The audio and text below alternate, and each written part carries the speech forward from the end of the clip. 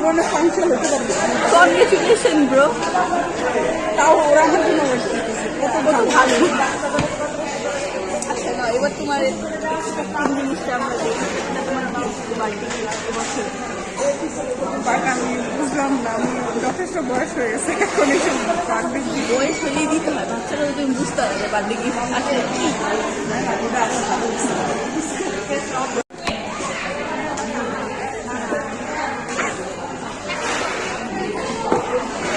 আমি সব খাইতে চাই না। কেন খাইতে চাও?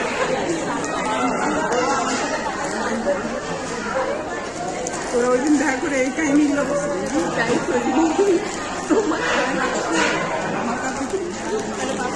আমার জন্য স্যার আমার কাছে বাবা নিয়ে আসে।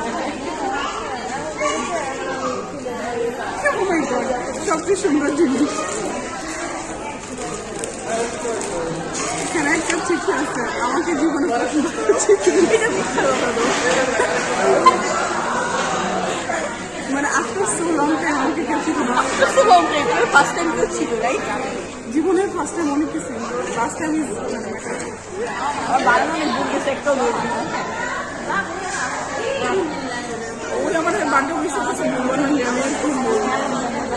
এটা জন্য মানুষের মনে রাখা উচিত। মানে মানে দায় সারা বার্থডে উইশ করছে, বুঝছি না বুঝেছে।